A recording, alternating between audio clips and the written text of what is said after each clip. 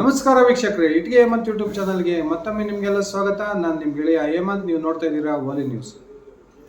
ಕರ್ನಾಟಕದ 28 ಲೋಕಸಭಾ ಕ್ಷೇತ್ರಗಳ ಪೈಕಿ 14 ಲೋಕಸಭಾ ಕ್ಷೇತ್ರಗಳಿಗೆ ಮೊನ್ನೆ ತಾನೇ ಮತದಾನ ಸಂಪೂರ್ಣಗೊಂಡಿದ್ದು, ಇದೀಗ 14 ಲೋಕಸಭಾ ಕ್ಷೇತ್ರಗಳಲ್ಲಿ ಯಾವ ಪಕ್ಷ ಗೆಲ್ಬಹುದು, ಯಾವ ಅಭ್ಯರ್ಥಿಗೆ ಸೋಲಾಗಬಹುದು ಅಂತಕ್ಕಂಥ ಲೆಕ್ಕಾಚಾರಗಳನ್ನು ಇದೀಗ ರಾಜಕೀಯ ಪಂಡಿತರು ಆರಂಭಗೊಳಿಸಿದ್ದಾರೆ. ಈ ಚುನಾವಣೆ ನಡೆಯುತ್ತಿರ್ತಕ್ಕಂಥ ಹೊತ್ತಿನಲ್ಲಿ ಯಾವುದೇ ಕಾರಣಕ್ಕೂ ಕೂಡ ಯಾವ ಸಂಸ್ಥೆಯು ಒಂದು ಸಮೀಕ್ಷೆಯನ್ನ ಮಾಡುವಂತಿಲ್ಲ ಅಂತಕ್ಕಂಥ ಕಟ್ಟುನಿಟ್ಟಿನ ನಿಯಮ ಇರ್ತಕ್ಕಂಥ ಈ ಸಂದರ್ಭದಲ್ಲಿಯೇ ಬಹುತೇಕ ರಾಜಕೀಯ ಪಂಡಿತರು ಇಂಥ ಕ್ಷೇತ್ರದಲ್ಲಿ ಈ ಅಭ್ಯರ್ಥಿಯೇ ಗೆಲ್ಲಬಹುದು ಅಂತಕ್ಕಂಥ ಒಂದು ಅಂದಾಜನ್ನ ಮಾಡಿರ್ತಾರೆ. ಆ ಕ್ಷೇತ್ರದಲ್ಲಿ ಇರ್ತಕ್ಕಂಥ ವಿಧಾನಸಭಾ ಕ್ಷೇತ್ರವರು ನಡೆದಿರ್ತಕ್ಕಂಥ ಮತದಾನದ ಪ್ರಮಾಣ, ಯಾವ ಒಂದು ಜಾತಿಯ ಮತಗಳು ಹೆಚ್ಚಾಗಿ ಚಲಾವಣೆಯಾಗಿದ್ದಾವೆ, ಯಾವ ವರ್ಗದ ಮತಗಳು ಹೆಚ್ಚು ಚಲಾವಣೆಯಾಗಿದ್ದಾವೆ, ಆ ಒಂದು ವಿಧಾನಸಭಾ ಕ್ಷೇತ್ರದಲ್ಲಿ ಯಾವ ಪಕ್ಷ ಅತ್ಯಂತ ಪ್ರಬಲವಾಗಿದೆ, ಯಾವ ಪಕ್ಷಕ್ಕೆ ಹಿನ್ನಡೆ ಆಗಿದೆ ಅನ್ನತಕ್ಕಂಥ ಲೆಕ್ಕಾಚಾರದ ಮೇಲೆ ಆ ಒಂದು ಲೋಕಸಭಾ ಕ್ಷೇತ್ರದ ಅಭ್ಯರ್ಥಿಯ ಸೋಲು ಗೆಲುವಿನ ಲೆಕ್ಕಾಚಾರವನ್ನು ರಾಜಕೀಯ ಪಂಡಿತರು ಮಾಡ್ತಕ್ಕಂಥದ್ದು ನಮಗೆಲ್ಲ ಗೊತ್ತೇ ಇದೆ. ಚುನಾವಣಾ ಫಲಿತಾಂಶದವರೆಗೂ ಕೂಡ ಯಾವುದೇ ಕಾರಣಕ್ಕೂ ರಾಜಕೀಯ ಪಂಡಿತರು ಆ ಕ್ಷೇತ್ರಗಳನ್ನು ಗೌಪ್ಯವಾಗಿ ಇಟ್ಟಿರಲ್ಲ. ಅವರಿಗೆ ಈಗಾಗಲೇ ಬಹುತೇಕ ಯಾವ ಪಕ್ಷ ಅಭ್ಯರ್ಥಿ ಯಾವ ಲೋಕಸಭಾ ಕ್ಷೇತ್ರದಲ್ಲಿ ಗೆಲ್ಬಹುದು ಅಂತಕ್ಕಂಥದ್ದು ಸ್ಪಷ್ಟ ಮಾಹಿತಿ ರಾಜಕೀಯ ಪಂಡಿತರಿಗೆ ಇರುತ್ತೆ. ಈ 14 ಲೋಕಸಭಾ ಕ್ಷೇತ್ರಗಳ ಪೈಕಿ ಮೊನ್ನೆ ನಡೆದಂತಹ ಒಂದು ಮತದಾನದ ನಂತರ ಇಡೀ ದೇಶದಲ್ಲಿ ಗಮನವನ್ನು ಸೆಳೆದಿದ್ದಂತಹ ಬೆಂಗಳೂರು ಗ್ರಾಮಾಂತರ ಲೋಕಸಭಾ ಕ್ಷೇತ್ರದ ಒಂದು ಸೋಲು ಗೆಲುವಿನ ಲೆಕ್ಕಾಚಾರವು ಕೂಡ ಆರಂಭಗೊಂಡಿದೆ. ಈ ಬೆಂಗಳೂರು ಗ್ರಾಮಾಂತರ ಲೋಕಸಭಾ ಕ್ಷೇತ್ರಕ್ಕೆ ಸಂಬಂಧಪಟ್ಟಂತೆ ಡಿ.ಕೆ. ಬ್ರದರ್ಸ್ಗೆ ಒಂದು ಬಹುದೊಡ್ಡ ಆತಂಕ ಎದುರಾಗಿದೆ ಅಂತಕ್ಕಂಥ ಚರ್ಚೆಗಳು ಕೂಡ ನಡೀತಾ ಇದ್ದಾವೆ. ಕಳೆದ 2019 ಲೋಕಸಭಾ ಚುನಾವಣೆಗೆ ಹೋಲಿಸ್ಕೊಂಡ್ರೆ ಈ ಬಾರಿಯ ಲೋಕಸಭಾ ಚುನಾವಣೆಯಲ್ಲಿ ಸುಮಾರು 4ವರೆಗೂ ಹೆಚ್ಚು ಪರ್ಸೆಂಟೇಜ್ ಮತದಾನ ಹೆಚ್ಚಾಗಿರ್ತಕ್ಕಂಥದ್ದು ಡಿ.ಕೆ. ಬ್ರದರ್ಸ್ಗೆ ಆತಂಕವನ್ನು ತಂದೊಡ್ಡಿದೆ ಅಂತಕ್ಕಂಥ ಮಾತುಗಳು ಕೇಳಿ ಬರ್ತಾ ಇದ್ದಾವೆ. ಕಳೆದ ಬಾರಿ ಸರಿಸುಮಾರು 16,22,000 ಮತಗಳ ಚಲಾವಣೆಯಾಗಿದ್ರೆ, ಈ 2024 ಲೋಕಸಭಾ ಚುನಾವಣೆಯಲ್ಲಿ ಬೆಂಗಳೂರು ಗ್ರಾಮಾಂತರ ಲೋಕಸಭಾ ಕ್ಷೇತ್ರ ವ್ಯಾಪ್ತಿಯಲ್ಲಿ ಸುಮಾರು 19,14,000 ಮತಗಳು ಚಲಾವಣೆಯಾಗಿದ್ದು, 2,90,000ಕ್ಕೂ ಹೆಚ್ಚು ಮತಗಳು ಕಳೆದ ಲೋಕಸಭಾ ಚುನಾವಣೆಗಿಂತ ಈ ಲೋಕಸಭಾ ಚುನಾವಣೆಯಲ್ಲಿ ಹೆಚ್ಚುವರಿಯಾಗಿ ಮತದಾನ ಆಗಿರ್ತಕ್ಕಂಥದ್ದು ಡಿ.ಕೆ. ಬ್ರದರ್ಸ್ಗೆ ಬಹುದೊಡ್ಡ ಆತಂಕವನ್ನು ತಂದೊಡ್ಡಿದೆ ಅಂತಕ್ಕಂಥ ಮಾತುಗಳು ಕೇಳಿ ಬರ್ತಾ ಇದ್ದಾವೆ. ಸ್ನೇಹಿತರೆ, ಡಿ.ಕೆ. ಸುರೇಶ್ ಅವರು ಹಾಗೂ ಡಿ.ಕೆ. ಶಿವಕುಮಾರ್ ಅವರು ಆತಂಕಕ್ಕೆ ಒಳಗಾಗಿರೋದಾದ್ರು ಯಾಕೆ? ನಿಜಕ್ಕೂ ಕೂಡ ಹೆಚ್ಚುವರಿ ಮತದಾನ ಆಗಿರ್ತಕ್ಕಂಥದ್ದು ಯಾವ ಅಭ್ಯರ್ಥಿಗೆ ಲಾಭವನ್ನು ತಂದುಕೊಡ್ಬೋದು, ಯಾವ ಅಭ್ಯರ್ಥಿಗೆ ಒಂದು ಆತಂಕವನ್ನು ಹೆಚ್ಚಿಸ್ಬೋದು ಅಂತಕ್ಕಂಥದ್ದನ್ನು ತಿಳ್ಕೊಂಡು ಬರೋಣ. ಅದಕ್ಕಿಂತ ಮುಂಚೆ ನೀವಿನ್ನು ನನ್ನ ಇಟ್ಗೆ ಹೇಮಂತ್ ಯೂಟ್ಯೂಬ್ ಚಾನಲ್ಗೆ ಸಬ್ಸ್ಕ್ರೈಬ್ ಮಾಡ್ಕೊಂಡಿಲ್ಲ ಅಂದರೆ ದಯವಿಟ್ಟು ಸಬ್ಸ್ಕ್ರೈಬ್ ಮಾಡಿಕೊಂಡು ಬೆಲ್ ಬಟನನ್ನು ಕ್ಲಿಕ್ ಮಾಡಿ. ನಾನು ಕೊಡ್ತಕ್ಕಂಥ ಮಾಹಿತಿ ನಿಮ್ಗೆ ಇಷ್ಟ ಆಗಿದ್ರೆ ಈ ವಿಡಿಯೋಗೆ ಲೈಕ್ ಮಾಡಿ, ಶೇರ್ ಮಾಡಿ, ಕಮೆಂಟ್ ಮಾಡಿ. ಸ್ನೇಹಿತರೆ, ಸತತ 3 ಚುನಾವಣೆಗಳಿಂದ ಬೆಂಗಳೂರು ಗ್ರಾಮಾಂತರ ಲೋಕಸಭಾ ಕ್ಷೇತ್ರವನ್ನು ತನ್ನ ಹಿಡಿತದಲ್ಲಿ ಇಟ್ಕೊಂಡಿರ್ತಕ್ಕಂಥ ಡಿ.ಕೆ. ಸುರೇಶ್ ಅವರಿಗೆ ಈ ಬಾರಿಯ ಬಿಜೆಪಿ ಹಾಗೂ JDS ಮೈತ್ರಿಕೂಟದ ಅಭ್ಯರ್ಥಿಯಾಗಿ ಸ್ಪರ್ಧೆ ಮಾಡಿದ್ದಂತಹ ದೇವೇಗೌಡರಹಳ್ಳಿಯ ಬಿಜೆಪಿಯ ಚಿಹ್ನೆಯಿಂದ ಸ್ಪರ್ಧೆ ಮಾಡಿದ್ದಂತಹ ಜಯದೇವ ಹೃದ್ರೋಗ ಆಸ್ಪತ್ರೆಯ ಮಾಜಿ ನಿವೃತ್ತ ನಿರ್ದೇಶಕರಾಗಿರ್ತಕ್ಕಂಥ ಡಾಕ್ಟರ್ CN ಮಂಜುನಾಥ್ ಅವರು ತೀವ್ರ ಸ್ಪರ್ಧೆಯನ್ನು ಒಡ್ಡಿದ್ದಾರೆ ಅಂತಕ್ಕಂಥದ್ದು ಇಡೀ ರಾಜ್ಯಕ್ಕೆ ಗೊತ್ತಿರತಕ್ಕಂಥ ವಿಚಾರ. ಡಿ.ಕೆ. ಬ್ರದರ್ಸ್ನ ಕೇವಲ ಬೆಂಗಳೂರು ಗ್ರಾಮಾಂತರ ಲೋಕಸಭಾ ಕ್ಷೇತ್ರದ ವ್ಯಾಪ್ತಿಯಲ್ಲಷ್ಟೇ ಕಟ್ಟಿ ಹಾಕಬೇಕು ಅಂತಕ್ಕಂಥ ಒಂದು ಬಹುದೊಡ್ಡ ಗುರಿಯನ್ನು ಇಟ್ಕೊಂಡು ಬಿಜೆಪಿ ಹಾಗೂ JDS ಡಾಕ್ಟರ್ CN ಮಂಜುನಾಥ್ ಅವರನ್ನ ಬೆಂಗಳೂರು ಗ್ರಾಮಾಂತರ ಲೋಕಸಭಾ ಕ್ಷೇತ್ರದ ಚುನಾವಣಾ ಕಣಕ್ಕೆ ಇಳಿಸಿತ್ತು.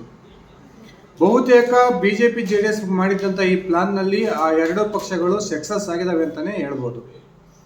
ರಾಜ್ಯದ 28 ಲೋಕಸಭಾ ಕ್ಷೇತ್ರಗಳಲ್ಲಿ 25 ಲೋಕಸಭಾ ಸ್ಥಾನಗಳಿಗೆ ಬಿಜೆಪಿ ಸ್ಪರ್ಧೆ ಮಾಡಿದರೆ, ತನ್ನ ಮಿತ್ರ ಪಕ್ಷವಾಗಿರ್ತಕ್ಕಂಥ JDSಗೆ 3 ಲೋಕಸಭಾ ಸ್ಥಾನವನ್ನು JDSಗೆ ಬಿಟ್ಟುಕೊಟ್ಟಿತ್ತು.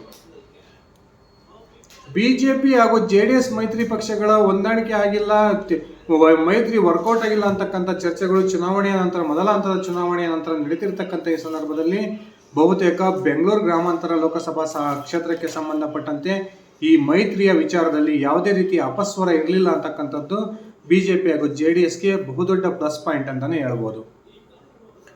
ಈ ಬೆಂಗಳೂರು ಗ್ರಾಮಾಂತರ ಲೋಕಸಭಾ ಕ್ಷೇತ್ರ ವ್ಯಾಪ್ತಿಯಲ್ಲಿ ಬರ್ತಕ್ಕಂಥ JDS ಹಾಗೂ ಬಿಜೆಪಿಯ ನಾಯಕರು ಅತ್ಯಂತ ಒಗ್ಗಟ್ಟಿನಿಂದ ತಮ್ಮ ಅಭ್ಯರ್ಥಿಯಾಗಿರ್ತಕ್ಕಂಥ ಡಾಕ್ಟರ್ CN ಮಂಜುನಾಥ್ ಅವರ ಪರವಾಗಿ ಕೆಲಸ ಮಾಡಿದರೆ, ರಾಜ್ಯದ ಯಾವ ಕ್ಷೇತ್ರದಲ್ಲಿ JDS BJP ಮೈತ್ರಿ ವರ್ಕೌಟ್ ಆಗಿದೆಯೋ ಇಲ್ಲೋ ಗೊತ್ತಿಲ್ಲ.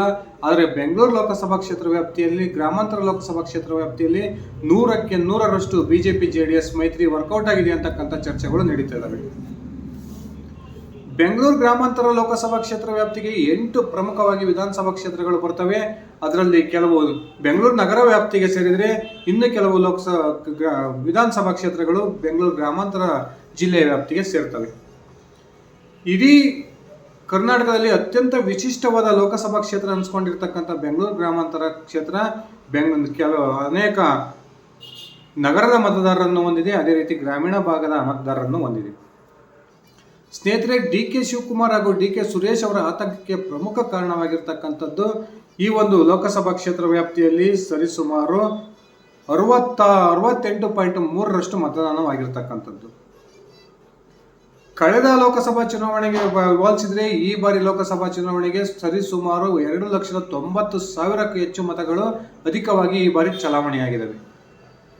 ಕಳೆದ ಬಾರಿ ಕಾಂಗ್ರೆಸ್ ಹಾಗೂ JDSನ ಮೈತ್ರಿಕೂಟದ ಅಭ್ಯರ್ಥಿಯಾಗಿ ಇದೇ DK ಸುರೇಶ್ ಅವರು ಸ್ಪರ್ಧೆ ಮಾಡಿದ್ದಂಥ ಸಂದರ್ಭದಲ್ಲಿ BJP ಕೊನೆ ಕ್ಷಣದಲ್ಲಿ ಡಾಕ್ಟರ್ ಅಶ್ವಥ್ ನಾರಾಯಣ ಗೌಡ ಅವರನ್ನ BJP ಅಭ್ಯರ್ಥಿಯಾಗಿ ಕಣಕ್ಕಿಳಿಸಿತ್ತು.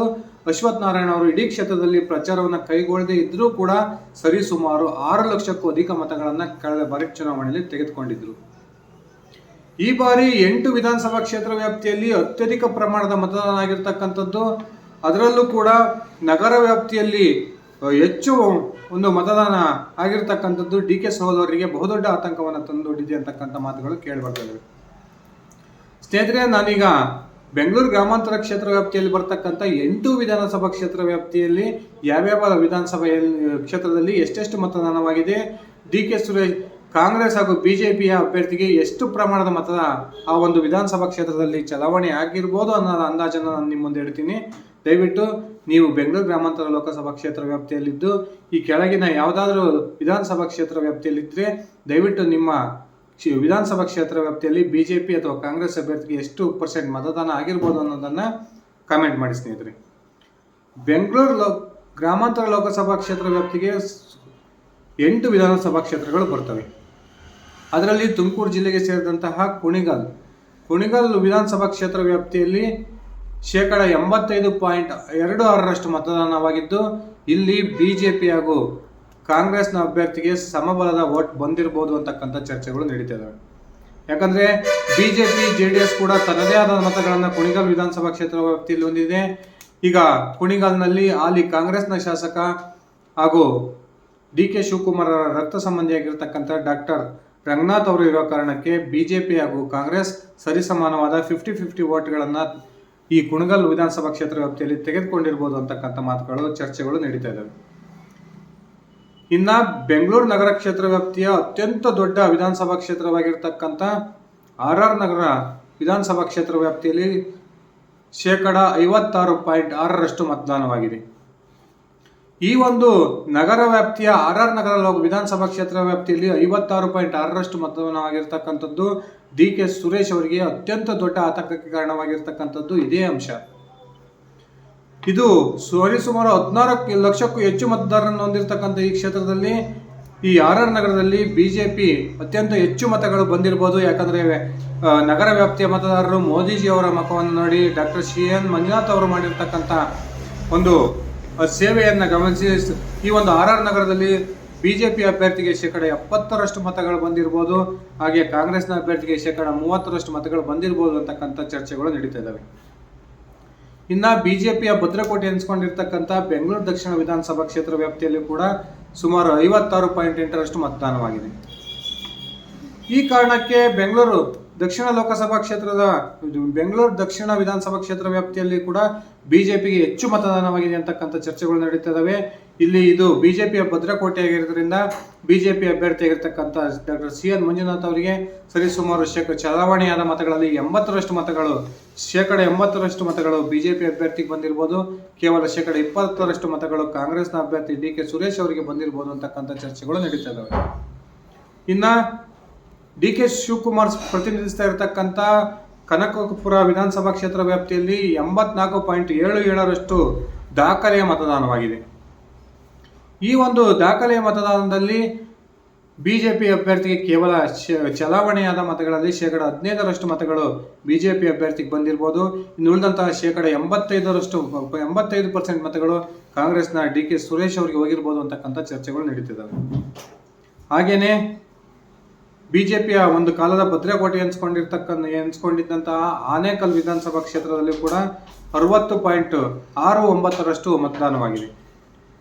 ಈ ಒಂದು ಆನೇಕಲ್ಲಲ್ಲೂ ಕೂಡ ಬಿಜೆಪಿ ಹಾಗೂ ಕಾಂಗ್ರೆಸ್ನ ಅಭ್ಯರ್ಥಿಗೆ ಸಮ ಪ್ರಮಾಣದ ಮತಗಳು ಚಲಾವಣೆ ಆಗಿರ್ಬೋದು ಅಂತಕ್ಕಂಥ ಚರ್ಚೆಗಳು ನಡೀತಾ ಇದ್ದಾವೆ.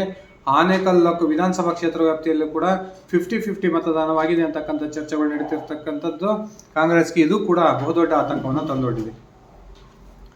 ಇನ್ನ ರಾಮನಗರದಲ್ಲಿ ಇಕ್ಬಾಲ್ ಕಾಂಗ್ರೆಸ್ನ ಶಾಸಕರಿದ್ದಾರೆ. ಆ ಕಾರಣಕ್ಕೆ ರಾಮನಗರದಲ್ಲಿ 84.56% ಮತದಾನವಾಗಿದೆ.